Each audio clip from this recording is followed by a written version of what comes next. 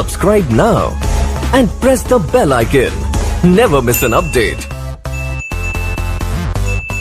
Good morning students. आज हम आपको क्वाड्रेटिक इक्वेशन का वर्ड प्रॉब्लम बता रहे हैं। आप एक्सरसाइज 4.3 ये बताने से पहले एक खुशखबरी ही कहनी चाहिए कि 30% कम हुआ है सिलेबस। इसमें आप देखेंगे mycbseguide.com पर सर्च करेंगे गूगल में तो आपको ये सिलेबस आ जाएगी। और वैसे मेरी जानकारी में जो है वह क्लास 10 में यूक्लिड डिवीजन लेमा और डिवीजन एल्गोरिथम ये ओमिट किया है, हटाया है, इसको डिलीट किया है। फिर लीनियर इक्वेशन जब हम प्रवेश करते हैं तो इक्वेशन में जो सॉल्व करने का मेथड है उसमें क्रॉस मल्टीप्लिकेशन मेथड इसको डिलीट किया है, हटाया है। रिड्यूसिंग मेथड उसी में था, इसको हटाया है। लेकिन कंप्लीटिंग स्क्वायर मेथड नहीं हटाया है। अब आप समझ लीजिए ये इम्पोर्टेंट चैप्टर है। इस प्रकार से एपी में भी एक चैप्टर का एसएन का कुछ अंश हटाया है। तो area of triangle coordinate geometry में जब हम लोग प्रवेश करेंगे या पढ़ेंगे कोऑर्डिनेट ज्योमेट्री तो लास्ट का जो है सेक्शन फार्मूला से आगे area of triangle 1/2 x1 bracket y2 minus y3 करके ये फार्मूला था, फिर plus x2 y3 minus y1 फिर plus x3 y1 minus y2 जो बड़ा फार्मूला था, बड़ा लग रहा था देखने में लेकिन वेरी इजी था। तो इसको ओमिट किया है, हटाया है। इस प्रकार से वॉल्यूम सरफेस एरिया में फर्स्ट टर्म ऑफ कोण इसको हटा दिया है। तो स्फीयर तक हम लोग पढ़ेंगे और स्फीयर के जस्ट बाद का एक टॉपिक था ये फर्स्ट टर्म ऑफ कोण, इसको हटाया है। मेंस्ट्रुएशन चैप्टर्स स्टैटिक्स चैप्टर से स्टैटिक्स सांख्यिकी चैप्टर से मीन मीडियन मोड को रहने दिया है। इसमें मीन निकालने का जो मेथड सब था उसमें स्टेप डिविएशन मेथड को हटा दिया है। मात्र छांट करके उसमें से लिया गया है। और उस मेंस्ट्रुएशन स्टैटिक्स चैप्टर में सबसे लास्ट में था कम्युलेटिव फ्रीक्वेंसी कर्व, जिसको कि मोर देन और लेस देन ओडिव के नाम से भी जानते थे, उसको हटा दिया है। तो इस प्रकार से कंस्ट्रक्शन ज्योमेट्री पोर्शन में थेल्स थ्योरम रहने दिया है, इसका कन्वर्स को हटा दिया है। पाइथागोरस रहने दिया है और पाइथागोरस का कन्वर्स को हटा दिया है। तो मेन थ्योरम रहने दिया है। फिर सर्किल चैप्टर में दो थ्योरम है उसको रहने दिया है। सर्किल मतलब टेंजेंट, उसको आसान भी है। तो तात्पर्य है कि 30% इन्होंने लिया तो पूरे होल किताब से कुछ पार्ट को ओमिट किया, हटाया है, जो उतना भी कोई खास ज़्यादा इम्पोर्टेंट भी नहीं रहना चाहिए। तो आप पर प्रेशर कम हो और प्रेशर कम रहना ही चाहिए।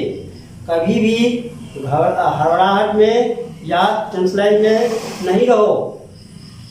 आप अपना कर्म करेंगे। अगर मान लीजिए पढ़ भी लिया है जो चैप्टर, जैसे आप लीजिए ट्रिगोनोमेट्री में तो 90 माइनस थीटा वाला जो था इसको ओमिट किया है। 0 डिग्री और 90 डिग्री से रिलेशन तो इसको ओमिट किया है, बट हाइट एंड डिस्टेंस रहने दिया है। तो इम्पोर्टेंट चैप्टर है पूरे ट्रिगोनोमेट्री का, रीड है हाइट एंड डिस्टेंस, उसको रहने दिया है। और हाइट एंड डिस्टेंस में कहीं भी 30 डिग्री 45 डिग्री 60 डिग्री का ही काम आया है, इसीलिए उसको रहने दिया और 0 और 90 को हटा दिया है। तो 0 और 90 में जो रेशियो निकालते थे इसको वो ओमिट किया है और 90 माइनस थीटा वाला जो है कॉम्प्लीमेंट्री एंगल, उसको ओमिट किया है, हटाया है। तो बहुत ज़्यादा प्रेशराइज नहीं होना है। ये जो हटाया जो है, अर्थात ये चैप्टर सबसे आपकी बोर्ड एग्जाम में क्वेश्चन आने की संभावना नहीं रहेगी।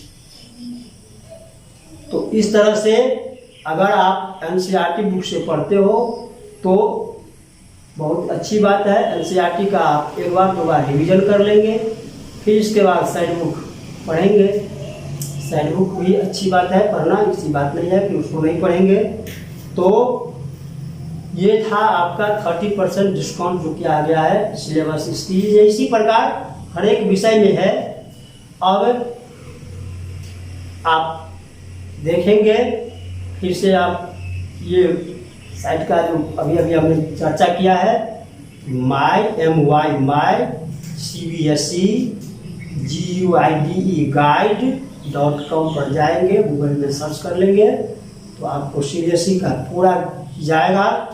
स्टार्टिंग में दिखाता है कि क्या था, और ठीक उसके नीचा में दिखा रहा है कि डिलीटेड पोर्शन मतलब जिसको हटाया गया। तो आप बारीकी से ढंग से उसे समझ बूझ लेंगे। फिर भी कोई समस्या आएगी तो समय समय पर हम जानकारी देते रहेंगे। तो वेरी इजी कर दिया है आपके विषय वस्तु को, हर एक विषय वस्तु को इजी किया है। आपका ख्याल हम शिक्षक से लेकर के सभी रखते हैं। आप भी घर पर सुरक्षित रहें। जब भी निकलें तो मास्क का यूज करें। अगर बगल का कोई दूसरा अगर नहीं लगाता है, मास्क नहीं यूज करता है, तो एक बार सलाह दीजिए, नहीं करता है नहीं करने दीजिए। आप अपना जब भी घर से निकले तो मास्क का यूज करें, सैनिटाइजर का यूज करें। सेफ रहिए, सुरक्षित रहिए। अभी कोरोना काल गया नहीं है। जब कभी भी ये इसकी समाप्ति होगी तो दवा से होगी, वैक्सीन से होगी। आपको मालूम है, बड़े हो चुके हैं, अभी तक वैक्सीन अवेलेबल नहीं है, इसीलिए हम और आप नहीं मिल रहे हैं। बहुत जल्द मिलेंगे, बहुत जल्द अब मिलेंगे। वैज्ञानिक से लेकर के हर एक कंपनी मेडिसिन वैक्सीन बनाने में लगे हुए हैं। तो ठीक है बच्चों, अब आप वेरी इजी अपने आप को महसूस करें। हर एक विषय आपके लिए आसान है। पैटर्न की बात रही तो एग्जाम में पैटर्न में हल्का फल्का थोड़ा बहुत चेंजिंग है। वो आपका जब एग्जाम का समय होगा उससे कुछ दिन पहले सैंपल सेट वगैरह सब आएगी मार्केट में, तो सैंपल सेट से भी जानकारियाँ मिल जाएगी। वैसे हम लोग भी जानकारी देते रहेंगे किस वैरायटी का क्वेश्चन। अभी तक जैसे था कि 20 मार्क्स ऑब्जेक्टिव और फिर 2 नंबर 3 नंबर और 4 नंबर का क्वेश्चन ऐसे था।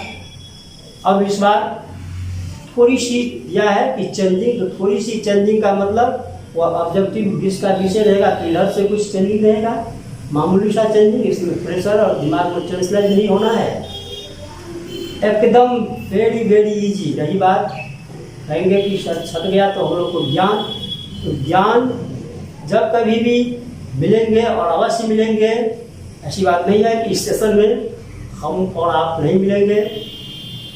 जब मिलेंगे इधर का इतना चीज़ आपका कमांड होगा तो मुश्किल से एक सप्ताह 10 दिन में वो जो 30% भी अगर आप इच्छा होगा पढ़ने का तो पढ़ा दिया जाएगा। तो इस सब की आप टेंशन नहीं लेंगे।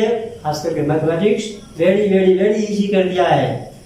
आप सिर्फ और सिर्फ लगन से पढ़िए, घर पर समय तालिका बनाइए, समय के अनुसार पढ़िए, समय से सब कुछ कीजिए, तो वेरी इजी हो जाएगा।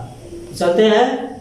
ये था कल हमको पता चला तो अपने एक जगह पर इसको लिख लिया था। आपके पास तो अवेलेबल होगा ही सिलेबस, नहीं तो जो बता दिए हैं फिर से कह देते हैं।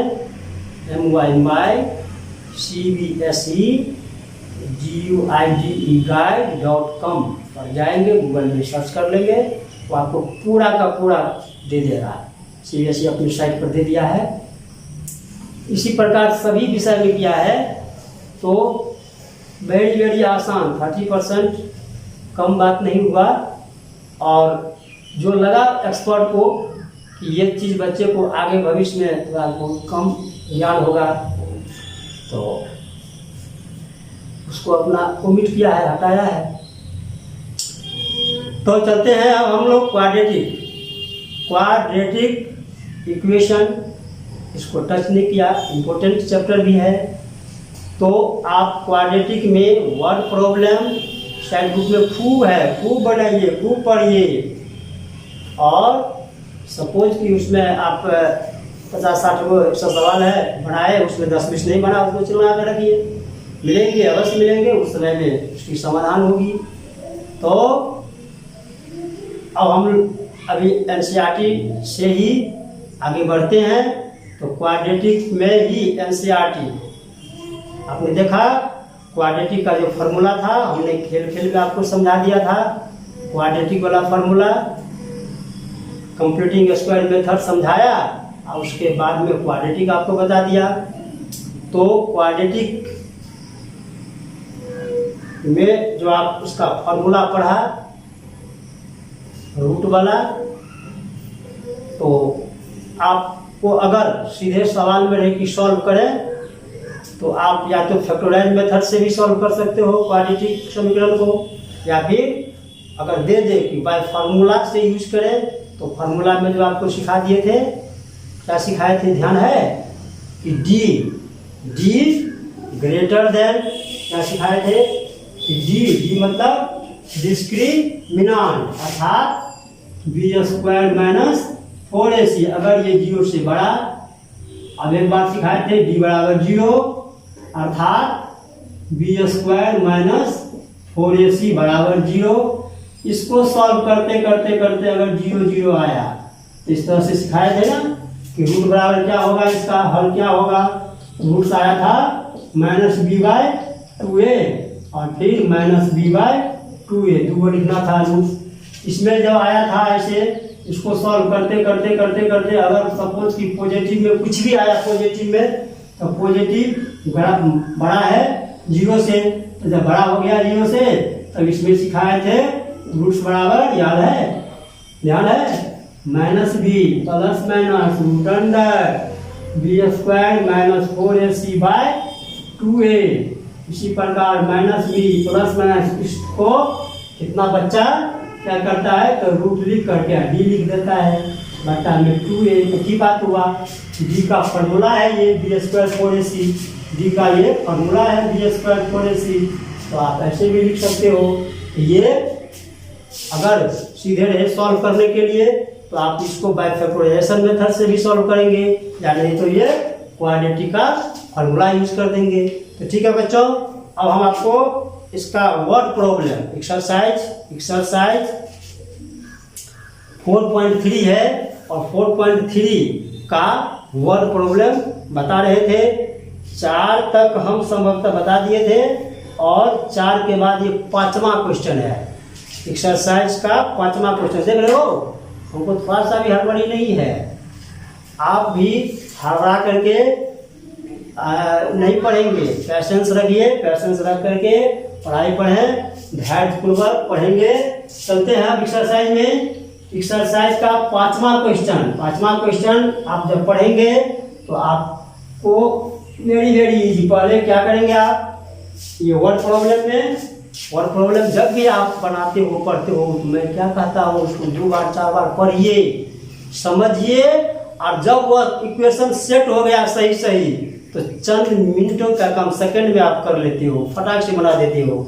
चलते हैं आगे, क्या है इसमें, ये 5 क्वेश्चन है किसी टेस्ट एग्जाम में, और शेफाली नाम दिया है, ये मैथमेटिक्स और इंग्लिश का टेस्ट है। तो दिया है कि सम दोनों मिला करके 30 नंबर आया, मैथ का और इंग्लिश का टेस्ट में किसी बच्चा को 30 नंबर आता है। अब उसका अगला स्टेप पढ़ेंगे वही समझ में सम दिया है, सम मतलब जोड़। अगर मैथमेटिक्स एम प्लस इंग्लिश ई तो दोनों मिलकर के उसको 30 मार्क्स आता है। अगला स्टेप पढ़ेंगे, अगला लाइन पढ़ेंगे उसमें, तो had she got 2 marks more in mathematics, अगर वह मैथ में 2 ज़्यादा प्राप्त करती है, और 3 लेस इंग्लिश, मैथ में कहा कि 2 ज़्यादा और इंग्लिश में कहा 3 कम, तो घटा दिया। मैथ में 2 ज़्यादा और इंग्लिश में 3 कम प्राप्त करता है, तब the product of their marks would have been 210 210। तो दिया है कि प्रोडक्ट माने इस दोनों का गुना कितना आता है 210। जब आप इस तरह से समझ करके इसको इक्वेशन तक बना देंगे तो फिर इक्वेशन के बाद आप पर निर्भर है कि आप इसको किस मेथड पर हल करोगे, फैक्टराइज मेथड या फिर क्वाड्रेटिक फार्मूला। तो चलते हैं, ये एक्सरसाइज 4.3 था। 4.3 का question number 5, exercise 4.3 question number 5। ये तो हम समझा दिया, एम और ई दे करके। अगर आप एक्स वाई में मानना चाहेंगे तो क्या लिखेंगे बेटा, let she got X marks in mathematics, let she got X marks in mathematics. अगर वह एक्स मार्क मैथ में प्राप्त करती है तो फिर इंग्लिश में क्या होगा, तो अकॉर्डिंग टू फर्स्ट कंडीशन लिख दें। चलिए, अकॉर्डिंग टू फर्स्ट कंडीशन में क्या कहा कि मैथ प्लस इंग्लिश मिल करके 30, देखिए यहाँ पर लिख दिए हैं। तो मैथ को हम लोग एक्स माने हैं और इंग्लिश फॉर इंग्लिश मिल करके 30, तो इससे हम ये निकाल लें, इंग्लिश क्या होगा 30 माइनस एक्स, अर्थात इंग्लिश में इन्होंने 30 माइनस एक्स मार्क्स प्राप्त करेगी। शेफाली है, सी लगा है कि करेगी। आगे बढ़ते हैं, यहाँ तक कोई समस्या? फिर से इस चीज को रिवीजन कर देता हूँ। क्या है कि अगर वह मैथमेटिक्स में एक्स मार्क्स प्राप्त किया तो मैथ प्लस ई मिलकर के 30 मार्क्स है, तो मैथ में अगर एक्स है तो इंग्लिश में इससे निकाल लिया। अब इससे अगला स्टेप क्या कहता है कि यदि मैथ में 2 ज़्यादा और इंग्लिश में 3 कम, तो according to second condition, according to second condition में क्या कहा कि मैथ में 2 ज़्यादा और इंग्लिश में 3 कम, इसका प्रोडक्ट माने गुना कितना आता है 210। ये चीज आप बार बार, एक बार 2 बार 4 बार पढ़िए क्वेश्चन, और जब समझ में आ जाएगी तो चंद मिनटों क्या सेकंड में बन जाएगा, है ना। बड़ी मजेदार, जितना भी वर्ड प्रॉब्लम है बेटा बहुत ही मजेदार है, बशर्ते कि आप उसको समझ करके सही इक्वेशन बना दें। इक्वेशन बन गया, फटाफट आप सॉल्व कर लेंगे। चलते हैं अब आगे। अभी हम एम मतलब मैथ को क्या माने थे एक्स, तो चलिए एक्स लिख दीजिए 2, फिर इंटू माने गुना, इंग्लिश देखिए इंग्लिश निकला हुआ है। इंग्लिश क्या है, इंग्लिश में 30 माइनस एक्स, ये इंग्लिश का है 30 माइनस एक्स, ई माने इंग्लिश, और तो आगे में और है माइनस में 3 मिलकर के 210।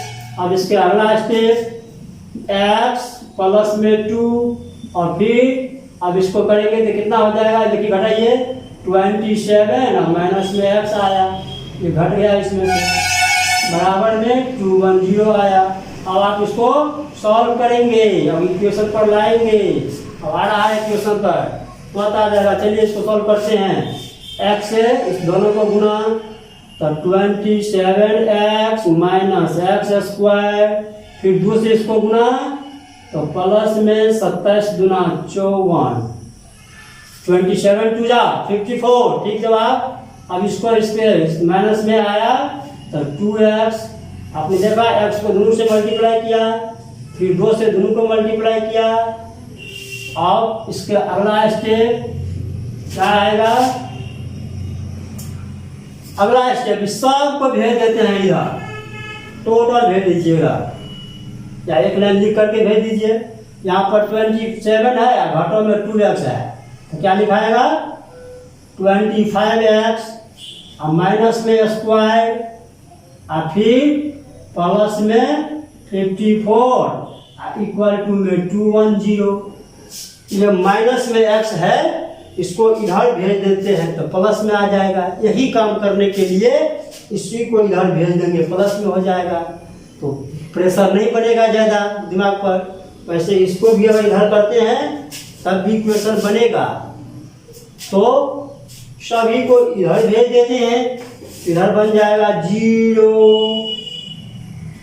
और बराबर में आया, सब भेजेगा तो माइनस x है, इधर जाएगा तो प्लस में, ये प्लस में है, इसके पीछे प्लस छुपा हुआ है, प्लस में है 25, ये 25 प्लस में है, इसको इधर भेजेंगे तो माइनस में 25x, दोनों पार्टी लिखा गया।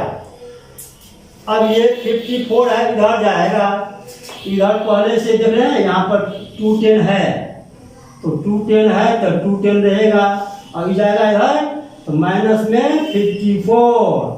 और इस प्रकार से आपका समीकरण बन गया। और तब आप इसको सॉल्व करेंगे, क्या बना समीकरण में? एक्स स्क्वायर माइनस 25x और प्लस इसमें से इसको घटाएंगे तो 10 में से गया तो 6 आया, और ये 10 10 में से तो 5, और ये 156 आया, 156 बराबर 0। अब आप देख रहे हो कि ये क्वाड्रेटिक के फॉर्म में आ गया। अब या तो आप फैक्टराइज मेथड से हल करो या फिर क्वाड्रेटिक फार्मूला से हल करो, तो जिससे आपको आसान हो। अभी हम इसको फैक्टर की विधि से अगर हल करने के लिए कहेंगे तो इसका फैक्टर निकालना पड़ता है 2 7 8, फिर 2 से 2 3 9, फिर 3 से 30। अब हम किसी भी तरह से इसको यूज करके और 25 लाने के विचार में है तो क्या हो जाएगा? देखो बेटा, 2 2 4 13 और 2 2 4 12 आया और 13 ये है, इसको मिला करके 25 आ जाएगा। तो चलते हैं, अब यही चीज लिखते हैं यहाँ। फैक्टर में आया एक्स स्क्वायर माइनस 12x और माइनस 13x और फिर 156 इक्वल टू 0। और अभी ब्रैकेट देना गलती होगी क्योंकि यहाँ पर माइनस साइन है, तो इस स्थिति में एक लाइन और लिख देते हैं, ये और ब्रैकेट दीजिए, माइनस का साइन 13x और माइनस 156। देखिए यहाँ प्लस था और यहाँ माइनस आया, ये प्लस माइनस के चलते ही एक स्टेप लिख करके माइनस माइनस क्या होगा? प्लस, इसलिए यहाँ माइनस का साइन होगा। वैसे भी जो साइन यहाँ होती है वही साइन यहाँ आने की संभावना रहती है, सबका ध्यान रखेंगे। चलते हैं अब इसमें कॉमन में आएगा, x कॉमन ले लेंगे तो x माइनस 12, इसमें 13 कॉमन में आएगा तो x माइनस 12 लेके लिख दिए 12। देखिए ना 12, इसको तो फैक्टर किए हैं अभी यहाँ पर, तो इसीलिए ये कॉमन ले लिया आ गया।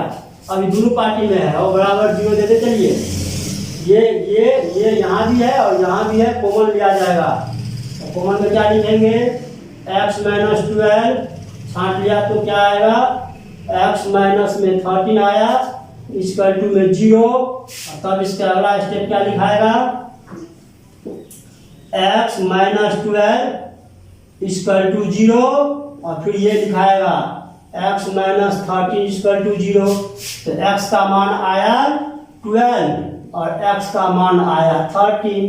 अब ये दो गो मान आया, मार्क्स निकला मैथमेटिक्स का या तो 12 या 13, तो दोनों में से कौन सेट करेगा, दोनों में से कौन सा वैल्यू होना चाहिए, इसके लिए आप किसी समीकरण में सेट करेंगे कि दोनों हो सकता है कि दोनों में से एक हो सकता है। तो इस प्रकार से अगर हम किसी भी समीकरण कहीं से भी अगर हम इसमें सेट कर दें, अभी इसमें अगर सेट कर देते हैं, देखते हैं दोनों में से क्या आता है। इस दो मान आया, x का मान 12 और 13, तो दोनों रखना है या दोनों में से कोई एक रहेगा, इसको सेट करना होता है। तो सेट करेंगे, x मतलब क्या था, मैथमेटिक्स में नंबर लाया।